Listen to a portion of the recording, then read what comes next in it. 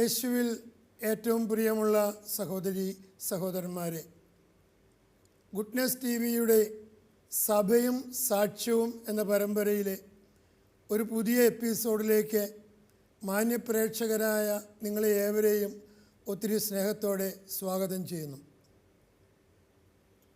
കഴിഞ്ഞ എപ്പിസോഡുകളിൽ വൈദിക പരിശീലനത്തിൻ്റെ വിവിധ ഘട്ടങ്ങളെക്കുറിച്ച് നമ്മൾ ചിന്തിക്കുകയായിരുന്നു. മൈനർ സെമിനാരി പരിശീലനത്തെക്കുറിച്ചും തത്വശാസ്ത്രത്തെക്കുറിച്ചും എല്ലാം നമ്മൾ ചിന്തിച്ചു കഴിഞ്ഞു. തുടർന്നുള്ള 2 ഘട്ടങ്ങളെക്കുറിച്ചാണ് ഇനിയുള്ള എപ്പിസോഡുകളിൽ നമ്മൾ ചിന്തിക്കാൻ പോകുന്നത്. ഈ കാര്യങ്ങൾ നമ്മളുമായിട്ട് പങ്കുവയ്ക്കുവാൻ നമ്മളോടുകൂടെയുള്ള സ്നേഹബഹുമാനപ്പെട്ട ഫിലിപ്പ് തയ്യിലച്ചനെ നിങ്ങളുടെ ഏവരുടെയും പേരിൽ ഒത്തിരി സ്നേഹത്തോടെ സ്വാഗതം ചെയ്യുന്നു.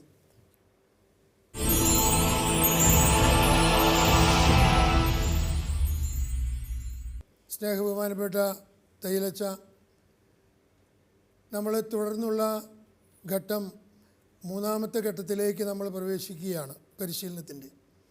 അത് റീജൻസി ആണെന്ന് നമ്മൾ കഴിഞ്ഞ ദിവസം പറയുണ്ടായി. റീജൻസി എന്നാണ് തുടങ്ങിയതെന്നും അതിൻ്റെ ലക്ഷ്യങ്ങൾ എന്താണെന്നും ഒന്ന് വിശദമാക്കിയാൽ നന്നായിരിക്കുമെന്ന് തോന്നുന്നു. വൈദിക പരിശീലനത്തിൽ തത്വശാസ്ത്ര പഠനം കഴിഞ്ഞിട്ട് 1 വർഷം റീജൻസി എന്ന പരിശീലന കാലഘട്ടത്തിലേക്ക് വൈദിക വിദ്യാർത്ഥികൾ പ്രവേശിക്കുകയാണ്. റീജൻസി പീരീഡ് എന്ന് പറയുന്നത് പ്രായോഗിക പരിശീലനത്തിൻ്റെ ഘട്ടമാണ്. സെമിനാരിയിൽ ചേർന്ന് 6 വർഷക്കാലം മൈനർ സെമിനാരി, പിന്നീട് തത്വശാസ്ത്ര പഠനം. അപ്പോൾ ഈ പഠനത്തിൻ്റെ ഈ കാലഘട്ടം കഴിഞ്ഞിട്ട് 1 വർഷം ഒരു ബ്രേക്കാണ്. ഈ ബ്രേക്കിൽ, ഈ ഇടവേളയിൽ സഭയുടെ വിവിധങ്ങളായിട്ടുള്ള പ്രവർത്തന മേഖലകൾ മനസ്സിലാക്കുവാനും ഈ പ്രവർത്തന മേഖലകളിൽ ഏതെങ്കിലും ചില പ്രവർത്തന മേഖലകളിൽ കൂടുതൽ അടുത്ത് അറിഞ്ഞ് ആ പ്രവർത്തനങ്ങളിൽ ഭാഗഭാക്കാകാനുമുള്ള ഒരവസരമാണ് വൈദിക വിദ്യാർത്ഥികൾക്ക് ഈ പരിശീലന കാലഘട്ടത്തിൽ ലഭിക്കുക. അപ്പോൾ ഇങ്ങനെ ഒരു പീരീഡ്, റീജൻസി പീരീഡ് തുടങ്ങിയത് കേരളത്തിൽ ഏതാണ്ട് 50 വർഷം മുമ്പാണ്. 1975, 74, 75 കാലഘട്ടത്തിലാണ് അത് തുടങ്ങിയത്. അതാദ്യം തുടങ്ങിയത് സന്യാസ സഭകളിലാണ്. പിന്നീടാണ് അത് ഏതാണ്ടൊരു 6-7 വർഷം കഴിഞ്ഞതിന് ശേഷം രൂപതകളിലും ഇങ്ങനെ വൈദിക വിദ്യാർത്ഥികൾക്ക് ഒരു പ്രായോഗിക പരിശീലന കാലഘട്ടം, റീജൻസി എന്ന പേരിൽ അറിയപ്പെടുന്ന ഈ ഘട്ടം ആരംഭിച്ചത് എന്ന് പറയുന്നു. ഈ ഘട്ടത്തിൻ്റെ പ്രധാനപ്പെട്ട ഉദ്ദേശം മുമ്പ് പറഞ്ഞതുപോലെ സഭയുടെ വ്യത്യസ്തമായിട്ടുള്ള വിവിധങ്ങളായിട്ടുള്ള പ്രവർത്തന മേഖലകൾ അടുത്തറിയാനും ആ പ്രവർത്തന മേഖലകളിൽ ഏതിലെങ്കിലും 1-2 മേഖലകളിലൊക്കെ കൂടുതലായിട്ട് ഭാഗഭാക്കാകാനുമായിട്ട് ഉള്ളൊരവസരമാണ്. ഉദാഹരണമായിട്ട് നമുക്കറിയാം, സഭയിൽ വിവിധങ്ങളായിട്ടുള്ള പ്രവർത്തന മേഖലകളിൽ മിഷൻ പ്രവർത്തനമുണ്ട്, വിദ്യാഭ്യാസ മേഖലയിലുള്ള പ്രവർത്തനം, ആതുര ശുശ്രൂഷയിൽ ഉള്ള പ്രവർത്തനങ്ങളുണ്ട്, പ്രത്യേകിച്ച് ബാലമന്ദിരങ്ങൾ, വൃദ്ധമന്ദിരങ്ങൾ, HIV സെൻറ്റേഴ്സ്, അതെ.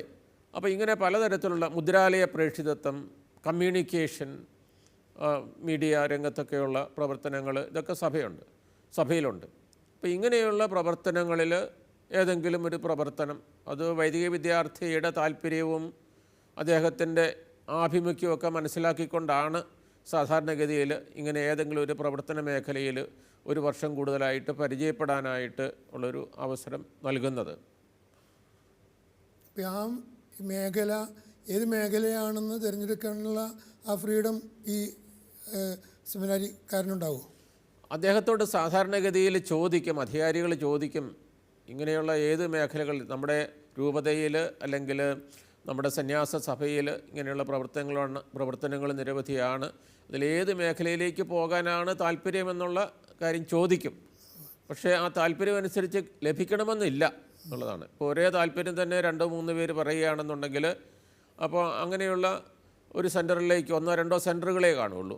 പിന്നെ ആ സെൻറ്ററിൽ ആവശ്യമുണ്ടോ, ഇങ്ങനെയുള്ള ഒരു വൈദിക വിദ്യാർത്ഥിയുടെ സേവനം ആവശ്യമുണ്ടോ, ഇതെല്ലാം കണക്കിലെടുത്തുകൊണ്ടാണ് അവസാന തീരുമാനം വരുന്നത്. നമ്മുടെ വൈദിക വിദ്യാർത്ഥികൾക്ക് അവരുടെ താല്പര്യം അറിയിക്കാം, പക്ഷേ അവസാന തീരുമാനം വരുന്നത് അവരുടെ അധികാരികളിൽ നിന്നാണ്.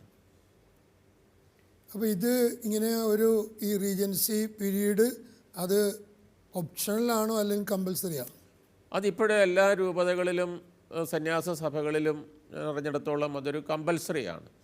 അതിൻ്റെ ഉദ്ദേശം എന്തെന്ന് വെച്ച് കഴിഞ്ഞാൽ ഈ പഠനത്തിൻ്റെ 12 വർഷത്തോളം അല്ലെങ്കിൽ 11 വർഷം 12 വർഷം നീണ്ടു നിൽക്കുന്നതാണ് വൈദിക പരിശീലനം. ഇപ്പോൾ ഈ വൈദിക പരിശീലന കാലഘട്ടത്തിൽ ഒരു ഇടവേളയിൽ അതുവരെയുമായിട്ട് പഠിച്ചിട്ടുള്ള കാര്യങ്ങളുമൊക്കെ ഒരു പ്രാവർത്തികമാക്കാനായിട്ടും മനുഷ്യരോട് കൂടുതൽ, ഈ ലോകത്തോട് കൂടുതൽ ഇടപെട്ട്, കാരണം ഒരു വൈദികൻ്റെ ജീവിതം എന്ന് പറയുന്നത് അത് പ്രേക്ഷിത പ്രവർത്തനത്തിൻ്റെ ഒരു മേഖല കൂടിയാണ്. അതായത് പ്രവർത്തിക്കാൻ വേണ്ടി കൂടിയാണ് ഒരു വൈദികൻ അഭിഷിക്തനാകുന്നത്. മനുഷ്യരുമായിട്ട് ബന്ധപ്പെടാനായിട്ടും ഒക്കെ ഉള്ളതാണ്. സഭയുടെ പ്രവർത്തനങ്ങളിൽ ആകാൻ വേണ്ടിയിട്ടാണ്. അപ്പോൾ ഈ ഇടവേളയിൽ ഇങ്ങനെയുള്ള ഒരു അവസരം ലഭിക്കുകയാണ്. അത് ആക്റ്റീവായിട്ടുള്ള ഒരു ഇൻവോൾവ്മെൻറ്റ്, പൂർണ്ണമായിട്ടുള്ളൊരു ഇൻവോൾവ്മെൻറ്റ് ഇല്ലെങ്കിൽ പോലും കൂടുതൽ അടുത്തറിയാനായിട്ടുള്ളൊരു അവസരം അവർക്ക് ലഭിക്കുകയാണ്. അപ്പോൾ ഈ റീജൻസി കാലഘട്ടത്തിൽ നമ്മൾ ഈ വ്യക്തി ശുശ്രൂഷ ചെയ്യുന്ന സ്ഥാപനത്തിൻ്റെ അധികാരികൾ ഈ വ്യക്തിയെ ശരിക്കും ഗൈഡ് ചെയ്യേണ്ടതല്ലേ? അതെ. അപ്പോൾ ഏതെങ്കിലും ഒരു സ്ഥാപനത്തിലേക്കാണ്, ഉദാഹരണമായിട്ട് ഈ ഒരു ഓർഫനേജിലേക്കാണ് ഒരു വൈദിക വിദ്യാർത്ഥി റീജൻസി നിർവഹിക്കുവാനായിട്ട് പോകുന്നതെങ്കിൽ ഓർഫനേജിൽ ഒരു ഡയറക്ടർ കാണും. അപ്പോൾ അദ്ദേഹത്തിൻ്റെ നേതൃത്വത്തിൽ, അദ്ദേഹത്തിൻ്റെ ശിക്ഷണത്തിൻ്റെ കീഴിലായിരിക്കും 1 വർഷം. അപ്പം ഈ വൈദിക വിദ്യാർത്ഥിക്ക് ആയിട്ടുള്ള മാർഗനിർദ്ദേശങ്ങൾ നൽകുക എന്നുള്ളൊരു ഉത്തരവാദിത്വം കൂടി അദ്ദേഹത്തിനുണ്ട് എന്നുള്ളതാണ്. അപ്പോൾ ഡയറക്ടർ വാസ്തവത്തിലൊരു ധാർമ്മികമായിട്ട് ഉത്തരവാദിത്വം ഈ വ്യക്തിയെ നിയന്ത്രിക്കുന്നതിലും നയിക്കുന്നതിലും ഉണ്ടെന്ന് അർത്ഥം. തീർച്ചയായും ആ വ്യക്തി തന്നെ ഒരു നല്ല ഒരു സ്ഥായിയായ ഒരു ഗുണങ്ങളുള്ള വ്യക്തി അല്ലെങ്കിൽ ഈ വ്യക്തിയുടെ പരിശീലനം ഒരുപക്ഷെ അവതാളത്തിലാകാനും സാധ്യതയുണ്ടെന്ന് അർത്ഥം. അപ്പോൾ സാധാരണഗതിയിൽ ഏതെങ്കിലും ഒരു സ്ഥാപനത്തിലേക്ക് വിടുമ്പോൾ ആ സ്ഥാപനത്തിൻ്റെ അതിന് നേതൃത്വം കൊടുക്കുന്ന ആ വ്യക്തി എങ്ങനെയുള്ള ഒരു വൈദിക വിദ്യാർത്ഥിയെ പരിശീലന കാലഘട്ടത്തിൽ സഹായിക്കാനായിട്ട് പ്രാപ്തനായിട്ടുള്ള വ്യക്തിയാണോ, അതുവഴിയായിട്ട് ഈ ഇദ്ദേഹത്തിൻ്റെ വൈദിക ജീവിതത്തിലേക്ക് ഒരു കൂടുതൽ ആഭിമുഖ്യമുണ്ടാകുക, ഒരു ഇൻസ്പിറേഷൻ നൽകാനായിട്ടുള്ള സാധിക്കുന്ന വ്യക്തികളാണോ അവിടെ ഉള്ളത് എന്ന് സാധാരണഗതിയിൽ നോക്കും, അധികാരികൾ നോക്കും. പിന്നെ ആ സ്ഥാപനത്തിൻ്റെ ആവശ്യം നോക്കും. ഇതെല്ലാം പരിഗണിച്ചുകൊണ്ടാണ് സാധാരണഗതിയിൽ ഒരു വൈദിക വിദ്യാർത്ഥിയെ റീജൻസി പരിശീലനത്തിനായിട്ട് വിടുന്നത്. ഈ റീജൻസി കാലഘട്ടത്തിൽ ആ 1 വർഷത്തിനുള്ളിൽ ഏറെ എന്തെങ്കിലും കോഴ്സുകൾക്കോ എന്തെങ്കിലുമൊക്കെ പോകാനായിട്ടുള്ള സാഹചര്യങ്ങളോ അവസരങ്ങളോ കിട്ടാറുണ്ടോ? സാധാരണയായിട്ട് അക്കാഡമിക് തലത്തിൽ ഏതെങ്കിലും ഒരു കോഴ്സിന് പോകാനായിട്ടുള്ള സാധ്യതയില്ല. കാരണം എന്ന് വെച്ച് കഴിഞ്ഞാൽ മറ്റ് ഈ കോഴ്സുകളിൽ നിന്ന്, പഠനത്തിൽ നിന്നൊക്കെ മാറി നിന്നുകൊണ്ടുള്ള ഒരു പ്രായോഗിക പരിശീലനത്തിനുള്ളൊരു കാലഘട്ടമാണ്.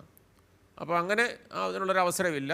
പക്ഷേ ഉദാഹരണമായിട്ട് ചില കാര്യങ്ങൾ ഡ്രൈവിംഗ് പഠിക്കാനായിട്ടുള്ളൊരു അവസരമുണ്ട്, കമ്പ്യൂട്ടർ പഠിക്കാനായിട്ടുള്ളൊരു അവസരമൊക്കെ ലഭിക്കും. പക്ഷേ അതിനു വേണ്ടിയിട്ട് മുഴുവൻ സമയം ചെലവഴിക്കുന്ന ഒരു കാര്യമല്ല. പക്ഷേ പിന്നീട് ജീവിതത്തിൽ അത്യാവശ്യമായിട്ടുള്ള ചില കാര്യങ്ങൾ പ്രായോഗികമായിട്ടൊക്കെ പരിശീലിക്കേണ്ടതായിട്ടുള്ള ചില കാര്യങ്ങൾക്കുള്ളൊരു പരിശീലനമൊക്കെ ആ സമയത്ത് ലഭിച്ചെന്നിരിക്കും. അല്ലാതെ ഒരു പഠന തലത്തിലേക്ക് ആ സമയത്ത് വിടുന്നില്ല എന്നുള്ളതാണ്. ഒരു അക്കാഡമിക് ക്വാളിഫിക്കേഷനിലേക്ക് പോകുന്നതിനുള്ള സാധ്യതയില്ല ആ കാലഘട്ടത്തിൽ. കാരണം ഇത് 1 വർഷം മാത്രമേ ഉള്ളൂ. അപ്പോൾ 1 വർഷത്തിൻ്റെ ആ പഠനത്തിൻ്റെ ഈ കാലഘട്ടത്തിൻ്റെ ഉദ്ദേശം സഭയുടെ പ്രവർത്തനങ്ങളിൽ ഭാഗമാക്കാവുക, സഭയുടെ പ്രവർത്തനങ്ങൾ കുറച്ചുകൂടി അടുത്ത് അറിയുക എന്നുള്ളതാണ്. അതോടൊപ്പം തന്നെ ഈ സമയം ഒരു ക്രൈസ്തവ പക്വത, മാനുഷിക പക്വത വെളിപ്പെടുത്താനുള്ള അവസരം കൂടിയാണ്. അതായത് മറ്റുള്ള, ഉദാഹരണമായിട്ടൊരു ഓർഫനേജിൽ ശുശ്രൂഷ ചെയ്യുന്ന ഒരു വൈദിക വിദ്യാർത്ഥിയെ സംബന്ധിച്ചിടത്തോളം ആ ഓർഫനേജിലുള്ള കുട്ടികളുമായിട്ട്, അല്ലെങ്കിൽ വൃദ്ധമന്ദിരത്തിലുള്ള ആളുകളുമായിട്ട് ഒക്കെ ബന്ധപ്പെടാനായിട്ടുള്ള ഒരു അവസരമാണ്. അപ്പം ഈ അദ്ദേഹത്തിൻ്റെ പെരുമാറ്റം വിവിധങ്ങളായിട്ടുള്ള പലതരത്തിലുള്ള വ്യത്യസ്ത സ്വഭാവമുള്ള ആളുകളായിരിക്കും ഇങ്ങനെയുള്ള സ്ഥാപനങ്ങളിലുള്ളത്. അപ്പോൾ അവിടെ ഒരു ശുശ്രൂഷ ഈ വൈദിക വിദ്യാർത്ഥിക്ക് തീർച്ചയായിട്ടും ലഭിക്കും. അപ്പോൾ ഇവരുമായിട്ടൊക്കെ ഇടപെടുമ്പോൾ എങ്ങനെയാണ് ഇദ്ദേഹം ഇടപെടുന്നത്? കരുണയോടുകൂടി, സ്നേഹത്തോടുകൂടി, ത്യാഗസന്നദ്ധതയോടുകൂടി, സംയമനത്തോടുകൂടി ഒക്കെ പെരുമാറാനായിട്ടൊക്കെ സാധിക്കുമോ എന്നുകൂടി സ്വയം മനസ്സിലാക്കാനായിട്ടും അതുപോലെ തന്നെ മറ്റ് അധികാരികൾക്ക് തന്നെ മനസ്സിലാകാനായിട്ടുള്ളൊരു അവസരം കൂടിയാണിത്. അപ്പം മാനുഷിക പക്വത, ക്രൈസ്തവ പക്വത ഇതൊക്കെ വെളിപ്പെടുത്താനായിട്ടുള്ളൊരു അവസരമാണ്. ചിലപ്പം നമുക്കറിയാം, ചിലപ്പോഴും ഇഷ്ടമില്ലാത്ത കാര്യങ്ങളായിരിക്കും ഒരുപക്ഷെ അവിടെയുള്ള ചമാശനെ ഉത്തരവാദിത്വം ഏൽപ്പിച്ചിരിക്കുന്ന ചിലപ്പം കുട്ടികൾ പ്രവർത്തിക്കുന്നത്. അപ്പോൾ ആ കുട്ടികളോട് പൊട്ടിത്തെറിക്കുന്നുണ്ടോ, സ്നേഹത്തോടുകൂടി പെരുമാറാനായിട്ട് സാധിക്കുന്നുണ്ടോ, ഇങ്ങനെയൊക്കെയുള്ള ഒരു കാര്യങ്ങൾ സ്വയം മനസ്സിലാക്കാനായിട്ടും അതോടൊപ്പം തന്നെ മറ്റുള്ളവർ അത് മനസ്സിലാക്കാനായിട്ടുള്ള അധികാരികൾ പ്രത്യേകിച്ച് മനസ്സിലാക്കാനായിട്ടുള്ള ഒരു അവസരം കൂടിയാണിത്. ഈ റീജൻസി സാധാരണഗതിയിൽ ഒരു കൊല്ലമാണെന്ന് വെച്ചാൽ എന്തെങ്കിലും കാരണവശാൽ ആ കാലഘട്ടം നീട്ടിക്കൊണ്ടുപോകാനായിട്ടുള്ള സാധ്യതകളുണ്ടോ? അത് വളരെ ചുരുക്കമായിട്ട് സംഭവിക്കുന്ന ഇതാണ്, വളരെ ചുരുക്കമായിട്ട്. ഉദാഹരണമായിട്ട് ചിലപ്പോൾ ഒരു വർഷം കൂടിയൊക്കെ നീട്ടി കൊടുക്കുന്നതായിട്ടുള്ള ചില അനുഭവങ്ങളുണ്ട്. ചുരുക്കമായിട്ടെങ്കിലും ചില അനുഭവങ്ങളുണ്ട്. കാരണം ഒരു തൃപ്തിയോടുകൂടി ഉദ്ദേശിക്കുന്ന രീതിയിൽ റീജൻസി കാലഘട്ടം ചെലവഴിക്കാനായിട്ട് അദ്ദേഹത്തിന് സാധിച്ചില്ല. ഒരുപക്ഷെ അദ്ദേഹത്തിൻ്റെ ചില കുറവുകളായിരിക്കാം. ഒരു അവസരം കൂടി കൊടുക്കുന്ന ഈ അധികാരികൾ ചിലപ്പോഴും ഒരവസരം കൂടി അദ്ദേഹത്തിൻ്റെ കഴിവും അദ്ദേഹത്തിൻ്റെ കമ്മിറ്റ്മെൻറ്റ്, സമർപ്പണവും ഒക്കെ വെളിപ്പെടുത്താനായിട്ടൊരു അവസരം കൂടിയൊക്കെ കൊടുത്തെന്നിരിക്കും. ചിലപ്പോൾ അങ്ങനെ ഒരു വർഷം കൂടിയൊക്കെ നീട്ടിക്കൊടുക്കും. ചിലപ്പോൾ 2 വർഷം കൂടി, 3 വർഷം അങ്ങനെ കൊടുക്കുന്ന ആയിട്ടുണ്ട്. ചുരുക്കമായിട്ടെങ്കിലും അങ്ങനെ കണ്ടിട്ടുണ്ട്. അപ്പോൾ ആ സമയത്ത് സാർ മുമ്പ് സൂചിപ്പിച്ചതുപോലെ അക്കാഡമിക്കായിട്ടുള്ള ഏതെങ്കിലും ഒരു പഠനത്തിനായിട്ട് വിടുവാൻ അല്ലെങ്കിൽ പഠനത്തിനുള്ള സാഹചര്യം ലഭിക്കുന്നുമുണ്ട്. അപ്പോൾ ഒരു വിധത്തിൽ പറഞ്ഞു കഴിഞ്ഞാൽ ഈ റീജൻസി കാലം ദൈവവിളിയെക്കുറിച്ച് നന്നായിട്ടൊന്ന് വിലയിരുത്താനായിട്ടും തനിക്ക് ദൈവവിളിയിൽ സാധിക്കുമോ എന്നൊക്കെ സ്വയം ചിന്തിക്കാനായിട്ടുള്ളൊരു കാലഘട്ടവും കൂടി ആണെന്ന് വേണമെങ്കിൽ പറയാം. തീർച്ചയായിട്ടും. കാരണം എന്താണെന്ന് വെച്ച് കഴിഞ്ഞാൽ ഈ കാലഘട്ടം കുറച്ചുകൂടി സെമിനാരിയിലുള്ളതിനേക്കാളും കൂടുതലായിട്ട് കുറച്ചുകൂടി സ്വാതന്ത്ര്യമുണ്ട്, കുറച്ചുകൂടി ഉത്തരവാദിത്വമുണ്ട്. സ്വാതന്ത്ര്യമുണ്ട്, അതോടൊപ്പം തന്നെ ഉത്തരവാദിത്വം കൂടിയുണ്ട്. ഏതെങ്കിലും ഒരു ജോലി ഏൽപ്പിക്കും ഉള്ളതാണ്. അപ്പോൾ എങ്ങനെ ആ ജോലി ഉത്തരവാദിത്വത്തോടുകൂടി നിർവഹിക്കുന്നു, അപ്പം തൻ്റെ പക്വത വെളിപ്പെടുത്താനായിട്ടും തൻ്റെ ലീഡർഷിപ്പ് വെളിപ്പെടുത്താനായിട്ടും ഒക്കെയുള്ളൊരു അവസരം കൂടിയാണ്. ഇനി മറ്റ് ലോകത്തിലെ ആളുകളുമായിട്ടൊക്കെ കൂടുതലായിട്ട് ബന്ധപ്പെടാനുള്ളൊരു അവസരം കൂടിയുണ്ട്. അപ്പോൾ ഈ വൈദിക ജീവിതം എത്രമാത്രം ഡിമാൻഡിങ് ആണെന്നും വൈദികരിൽ നിന്ന് എന്തുമാത്രം പ്രതീക്ഷിക്കുന്നുണ്ടെന്നും ഒക്കെ കൂടുതലായിട്ട് മനസ്സിലാക്കാനായിട്ടുള്ള ഒരു അവസരം കൂടി ഉണ്ടാകും. പ്രത്യേകിച്ച് കൂടെ ശുശ്രൂഷ ചെയ്യുന്ന ഒരു സ്കൂളിലാണെന്നുണ്ടെങ്കിൽ ചിലപ്പോൾ സ്കൂളിൽ ആയിരിക്കും ചിലപ്പോഴൊരു വൈദിക വിദ്യാർത്ഥിയുടെ റീജൻസി പീരീഡ് ചെലവഴിക്കുന്നത്. അപ്പോഴങ്ങനെയുള്ള കുറച്ചുകൂടി മനുഷ്യരുമായിട്ട് ഇടപെടാനുള്ളൊരു അവസരമൊക്കെ ഉള്ളപ്പോൾ വൈദികരിൽ നിന്ന് എന്ത് പ്രതീക്ഷിക്കുന്നു, വൈദിക ജീവിതത്തിൻ്റെ ചലഞ്ചസ് എന്താണ്, അപ്പോൾ ഈ ചലഞ്ചസ്, ഈ ചലഞ്ചസ് നേരിടാനും ഈ പ്രതീക്ഷയ്ക്കനുസരിച്ച്, സഭയുടെ പ്രതീക്ഷയനുസരിച്ച്, സാധാരണ മനുഷ്യരുടെ പ്രതീക്ഷയനുസരിച്ച് എനിക്ക് എൻ്റെ സന്യാസ ജീവിതത്തെ അല്ലെങ്കിൽ എൻ്റെ വൈദിക വിദ്യാർത്ഥി എന്നുള്ള നിലയിലുള്ള എൻ്റെ ജീവിതത്തെ മുന്നോട്ട് കൊണ്ടുപോകാനായിട്ട് എനിക്ക് സാധിക്കുമോ എന്നൊക്കെ ചിന്തിക്കാനായിട്ടുള്ള തീരുമാനമെടുക്കാനായിട്ടുള്ള ഒരു അവസരം കൂടിയാണ്. അപ്പോൾ അങ്ങനെ ഈ ഒരു അവസരത്തിൽ ഇങ്ങനെയുള്ള ഈ കാലഘട്ടത്തിൻ്റെ അവസാനമൊക്കെ അല്ലെങ്കിൽ അത് പൂർത്തിയാക്കുന്നതിന് മുമ്പ് തന്നെ ചിലപ്പോഴെങ്കിലും ചുരുക്കമായിട്ട് ചില വൈദിക വിദ്യാർത്ഥികൾ ഈ വൈദിക പരിശീലനത്തിൽ നിന്നൊക്കെ പിന്മാറുന്നതായിട്ടും കണ്ടിട്ടുണ്ട്. അപ്പോൾ വാസ്തവത്തിൽ ദൈവവിളി മാറ്റിവെച്ച് നോക്കാനുള്ള ഒരു അവസരമാണത്. അതെ, ഒരവസരമാണ്. സ്വയം തീരുമാനിക്കാനും അതുപോലെ തന്നെ അധികാരികൾക്ക് ഈ ആളെക്കുറിച്ച് ഒരു വിലയിരുത്താനായിട്ടുള്ള ഒരവസരം കൂടിയാണ്. പ്രത്യേകിച്ച് ഈ എങ്ങനെ ഒരു വ്യക്തി സ്വാതന്ത്ര്യം ഉത്തരവാദിത്വത്തോടുകൂടി നിർവഹിക്കുന്നു എന്നറിയാനുള്ള, പക്വതയോടുകൂടി നിർവഹിക്കുന്നു എന്നുള്ള അറിയാനുള്ള ഒരു അവസരമാണ്. കാരണം ഇവിടെ സെമിനാരിയിലുണ്ടായിരിക്കുന്നത് പോലെയുള്ള ഒരു സെക്യൂരിറ്റി എന്ന് പറയുമ്പോഴത്തേക്കും, മറ്റേതെന്ന് പറയുന്നത് സെമിനാരിയിലായിരിക്കുമ്പോഴത്തേക്കും ഒരു ക്രമബദ്ധമായിട്ടുള്ള ഒരു ടൈം ടേബിൾ ഉണ്ടാകും. ആ ടൈം ടേബിൾ അനുസരിച്ച് ആണ് എല്ലാം ഫോളോ ചെയ്യുന്നത്. എല്ലാം പ്രോഗ്രാംഡാണ്. വാസ്തവത്തിൽ കൃത്യസമയത്ത് എഴുന്നേൽക്കുന്നു, അതിനുള്ള മണിയടിക്കുന്നു, ഇന്ന സമയത്ത് പള്ളിയിൽ വരുന്നു, പ്രാർത്ഥന ഇന്ന സമയം വരെ, അപ്പോൾ ഭക്ഷണത്തിനുള്ള സമയം. അപ്പോൾ ഇവിടെ ഭക്ഷണത്തിനുള്ള സമയം എന്നൊക്കെ പറയുന്നത് 2 പേരൊക്കെ ഉള്ള സമയം എന്നൊക്കെ പറയുമ്പോൾ ജോലിയൊക്കെ കൂടുതലാകുമ്പോഴത്തേക്കും കൃത്യസമയത്ത് വരാനായിട്ടൊന്നും പറ്റിയെന്ന് വരികയില്ല. അപ്പം മണിയടിച്ച് അതനുസരിച്ചുള്ള പ്രാർത്ഥന ചിലപ്പം കണ്ടെന്ന് വരികയില്ല. ചിലപ്പോൾ 1-2 പേരൊക്കെ ഉള്ളപ്പോഴും അവർക്ക് പ്രത്യേകമായിട്ടുള്ള. അപ്പോൾ ഇവിടെ അദ്ദേഹത്തിന് ഇങ്ങനെ ടൈം ടേബിൾ ഇല്ലെങ്കിൽ പോലും എങ്ങനെ ആധ്യാത്മികതയിൽ വളരുന്നു ഉള്ളൊരു കാര്യമാണ്. ഇതിനെത്ര മാത്രം പ്രാധാന്യം കൊടുക്കുന്നു. അപ്പം അതിൽ തൻ്റെ സ്വാതന്ത്ര്യം, തനിക്ക് ലഭിച്ചിരിക്കുന്ന സ്വാതന്ത്ര്യം എങ്ങനെ താൻ വിനിയോഗിക്കുന്നു എന്നൊക്കെ സ്വയം മനസ്സിലാക്കാനായിട്ടുള്ളൊരു അവസരം കൂടിയാണ് ഒരു കാര്യത്തിൽ. ഒരു ഉത്തരവാദിത്വ ബോധം ഉണ്ടാകുന്ന ഒരു സാഹചര്യമാണ് തീർച്ചയായിട്ടും കാര്യങ്ങളിൽ. കാരണം പുറകെ നടക്കാനായിട്ട് ആൾക്കാരില്ല. എന്തുകൊണ്ട് ഈ പള്ളിയിൽ വന്നില്ല? സെമിനാരിയിലൊക്കെ ആണെന്നുണ്ടെങ്കിൽ ഒരു ദിവസം താമസിച്ചോ പ്രാർത്ഥനയ്ക്ക് വരികയാണ്, ഒരു ദിവസം ക്ലാസ്സിലില്ല.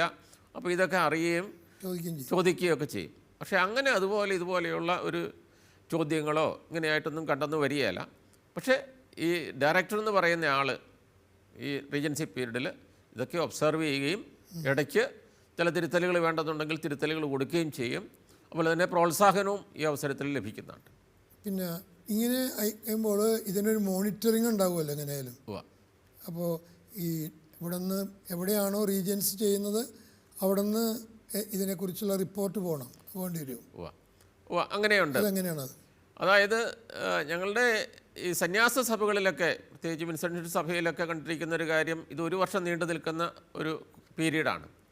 അപ്പോൾ ഏതാണ്ട് ഒരു പകുതി സമയമാകുമ്പോഴത്തേക്കും, ഏതാണ്ട് ഒരു 5 മാസമൊക്കെ ആയി കഴിയുമ്പോഴത്തേക്കും ഒരു report, interim report regency director പ്രൊവിൻഷ്യലിന് കൊടുക്കുന്ന ഒരു പതിവുണ്ട്.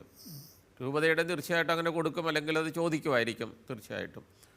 അപ്പോൾ അത് കഴിഞ്ഞിട്ട് പിന്നെ ഏതാണ്ട് റീജൻസി പീരീഡ് തീരുന്നതിന് മുമ്പായിട്ട് തന്നെ ഒരു പൂർണ്ണമായിട്ടുള്ള റിപ്പോർട്ട് നൽകും ഈ വൈദിക വിദ്യാർത്ഥിയെക്കുറിച്ച്.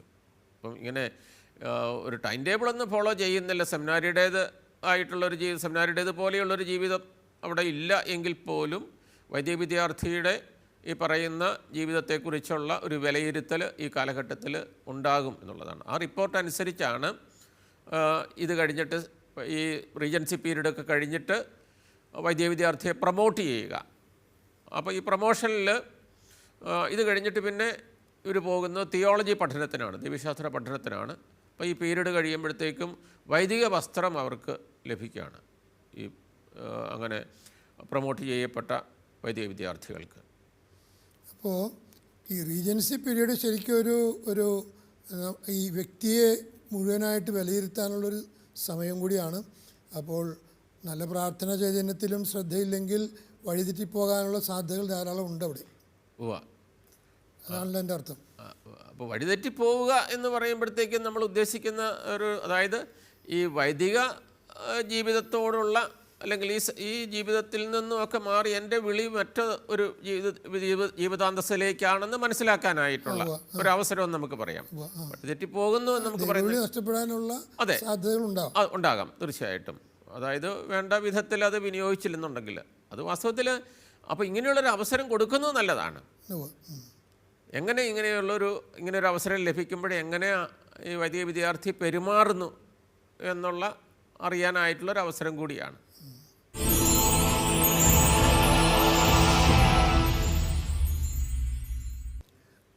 അച്ഛൻ ഇപ്പോൾ പറഞ്ഞല്ലോ, ഈ റീജൻസി കഴിഞ്ഞ് കഴിഞ്ഞാൽ നമ്മൾ ദൈവശാസ്ത്ര പഠനത്തിലേക്ക് അവരെ പ്രൊമോട്ട് ചെയ്യുന്നു എന്ന് പറഞ്ഞു. നമ്മളിനി അടുത്ത ഘട്ടമായി ഈ ദൈവശാസ്ത്ര പഠനത്തെക്കുറിച്ച് എത്ര വർഷമാണത് എന്ന് ഒന്ന് പറയാമോ? ദൈവശാസ്ത്ര പഠനം സാധാരണയായിട്ട് 4 വർഷം നീണ്ടു നിൽക്കുന്ന പഠനമാണ്. പിന്നെ ചില സെമിനാരികളിൽ അതൊരു 3.5 വർഷമായിട്ട് മാറിയിട്ടുണ്ട്. പക്ഷേ നമ്മുടെ കേരളത്തിൽ, നമ്മുടെ ഇന്ത്യയിൽ പൊതുവെ അത് 4 വർഷം നീണ്ടു നിൽക്കുന്ന പഠനമാണ് ദൈവശാസ്ത്ര പഠനം എന്ന് പറയുന്നത്. അപ്പോൾ ഈ ദൈവശാസ്ത്ര പഠനം പൗരോഹിത്യ സ്വീകരണത്തിന് ഏറ്റവും അടുത്ത് ഒരുങ്ങാനുള്ള ഒരു പഠന കാലഘട്ടമാണ്. പൗരോഹിത്യ സ്വീകരണത്തിന് ഏറ്റവും അടുത്ത് ഒരുങ്ങാൻ, കാരണം 12 വർഷത്തെ ഈ പരിശീലന കാലഘട്ടത്തിലെ അവസാനത്തെ 4 വർഷം, 8 വർഷം പിന്നിട്ടതിന് ശേഷമുള്ള അവസാനത്തെ 4 വർഷം. അപ്പോൾ ഇവിടെ ദൈവശാസ്ത്ര വിഷയങ്ങളുടെ പഠനം, എന്തെല്ലാം വിഷയങ്ങളാണ് ഈ ദൈവശാസ്ത്ര പഠനത്തിൽ വരുന്നത്?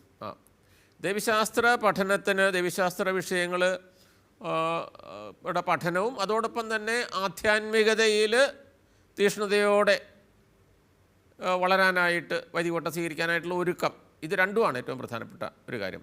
ദൈവശാസ്ത്ര വിഷയങ്ങളുടെ പഠനവും അതുപോലെ തന്നെ തീക്ഷ്ണതയോടുകൂടി വൈദികവട്ടം സ്വീകരിക്കാനായിട്ട് ഒരുങ്ങുക. ഇപ്പോൾ ഈ ഘട്ടം കൊണ്ട് ഉദ്ദേശിക്കുന്നത് അതാണ്. അപ്പം ദൈവശാസ്ത്ര വിഷയങ്ങൾ എന്ന് പറയുമ്പോഴത്തേക്കും നമുക്ക് ഒരുപാട് വിഷയങ്ങൾ ഉണ്ട്. ഉദാഹരണമായിട്ട് വിശ്വാസ സംബന്ധമായിട്ടുള്ള കാര്യങ്ങൾ ആഴത്തിൽ പഠിക്കാനായിട്ടുള്ളൊരു അവസരമാണിത് ദൈവശാസ്ത്ര പഠനം. വിശ്വാസത്തെ സംബന്ധിച്ചുള്ളത്, കൂദാശകളെ സംബന്ധിച്ച്, വിശ്വാസം, കൂദാശകൾ, ഇപ്പം എല്ലാ കൂദാശകളെക്കുറിച്ചും, യുക്രിസ്റ്റ്, ഇങ്ങനെയുള്ള 7 കൂദാശകളെക്കുറിച്ചും പഠിക്കാനായിട്ടുള്ള ഒരു അവസരം. അതുപോലെ തന്നെ ലിറ്റർജി, ആരാധനാക്രമം, സഭാചരിത്രം, ആരംഭം മുതൽ ഇന്ന് വരെയുള്ള ചരിത്രം, സഭയുടെ ചരിത്രം, സഭയുടെ ചരിത്രത്തിലെ ഏറ്റവും പ്രധാനപ്പെട്ട സംഭവങ്ങൾ, അതുപോലെ തന്നെ സഭയിൽ സംഭവിച്ചിട്ടുള്ള, നമ്മളൊരു എപ്പിസോഡിൽ 1-2 എപ്പിസോഡിൽ സഭയിൽ സംഭവിച്ചിട്ടുള്ള ചില ഡിവിഷൻസിനെ കുറിച്ചൊക്കെ പറഞ്ഞു. അപ്പം ഇതൊക്കെ പഠിക്കാനായിട്ടുള്ള സഭാസംബന്ധമായിട്ടുള്ള വിഷയങ്ങൾ. അതുപോലെ തന്നെ നമുക്ക് വേറെ ഒരുപാട് വിഷയങ്ങൾ, സഭയുടെ നിയമങ്ങൾ, പ്രേക്ഷിത പ്രവർത്തനങ്ങൾ, അതുപോലെ മോറൽ തിയോളജി, ധാർമ്മിക ദൈവശാസ്ത്രം. അപ്പോൾ ഇങ്ങനെ പല വിഷയങ്ങൾ ഈ അവസരത്തിൽ പഠിക്കുന്നുണ്ട്. ഈ ദൈവശാസ്ത്ര പഠന സമയത്ത് ഈ വിഷയങ്ങളെക്കുറിച്ചുള്ള ആഴത്തിലുള്ള ഒരു പഠനം ലഭിക്കാനുള്ളൊരവസരം കൂടിയാണിത്. അപ്പോൾ ഈ ഇങ്ങനെ ഇത്രമാത്രം വിഷയങ്ങൾ കൈകാര്യം ചെയ്യുമ്പോൾ അതിന് കോമ്പീറ്റൻ്റ് ആയിട്ടുള്ള ഫാക്കൽറ്റിയൊക്കെ ഈ സെമിനാരികളിലുണ്ട്? തീർച്ചയായിട്ടും ഉണ്ട്. അതായത് ഇങ്ങനെയുള്ള ഈ വിഷയങ്ങൾ, ദൈവശാസ്ത്ര സംബന്ധമായിട്ടുള്ള വിഷയങ്ങൾ പഠിപ്പിക്കുമ്പോൾ അല്ലെങ്കിൽ പഠിക്കുമ്പോൾ, അപ്പം അതിന് നേതൃത്വം കൊടുക്കാനായിട്ട്, അത് പഠിപ്പിക്കാനായിട്ട് ഏറ്റവും പ്രാഗൽഭ്യമുള്ള, അതിന് പറ്റിയ അധ്യാപകരായിരിക്കും ഈ വൈദിക സെമിനാരികളിൽ ഉള്ളതെന്ന് നമ്മൾ മനസ്സിലാക്കേണ്ടതാണ്. എല്ലായിടത്തും അങ്ങനെയാണ്. അപ്പോൾ ഓരോ വിഷയത്തിലും അവഗാഹം നേടിയിട്ടുള്ള, സാധാരണഗതിയിൽ ഡോക്ടറേറ്റ് ലഭിച്ചിട്ടുള്ള ആളുകളാണ് ഈ ഓരോ വിഷയവും കൈകാര്യം ചെയ്യുന്നത്. അപ്പോൾ ആ കാര്യത്തിൽ അതിനൊരു തർക്കവുമില്ല എന്നുള്ളതാണ്.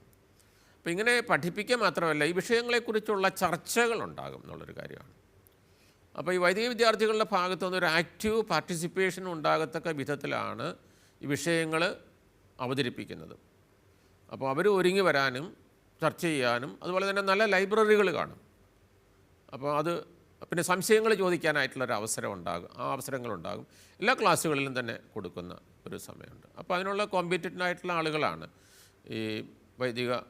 ഈ ദൈവശാസ്ത്ര വിഷയങ്ങൾ കൈകാര്യം ചെയ്യുന്നത്.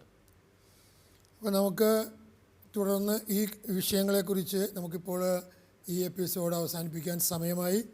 ദൈവശാസ്ത്ര സംബന്ധമായ കാര്യങ്ങൾ, നമുക്ക് കൂടുതൽ കാര്യങ്ങൾ അടുത്ത എപ്പിസോഡിൽ നമുക്ക് ചർച്ച ചെയ്യാം.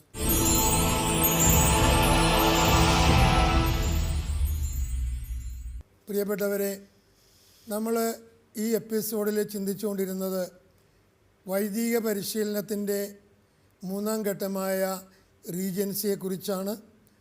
ആ ചർച്ച നമ്മൾ പൂർത്തിയാക്കിയ ശേഷം ദൈവശാസ്ത്ര പഠനത്തെക്കുറിച്ച് ചർച്ച ആരംഭിക്കുകയായിരുന്നു. അടുത്ത എപ്പിസോഡിൽ നമ്മൾ അതിനെക്കുറിച്ചുള്ള കാര്യങ്ങൾ കൂടുതലായിട്ട് പഠിക്കുന്നതാണ്. ഈ കാര്യങ്ങൾ നമ്മളുമായിട്ട് ഇത്രയും സമയം പങ്കുവെച്ച സ്നേഹബഹുമാനപ്പെട്ട ഫിലിപ്പ് തയ്യലച്ചനെ നിങ്ങളുടെ ഏവരുടെയും പേരിൽ ഒത്തിരി നന്ദി പറയുന്നു. നിങ്ങളുടെ വിലയേറിയ അഭിപ്രായങ്ങളും നിങ്ങളുടെ നിർദ്ദേശങ്ങളും ഞങ്ങൾക്ക് എഴുതുക. കത്തുകൾ അയക്കേണ്ട വിലാസം: ദ പ്രൊഡ്യൂസർ, സഭയും സാക്ഷ്യവും, witness TV, divine vision complex, Muringoor PO, Chalakudy 680309. മറ്റൊരു എപ്പിസോഡുമായി നമ്മൾ വീണ്ടും കണ്ടുമുട്ടുന്നതുവരെ നന്ദി, നമസ്കാരം.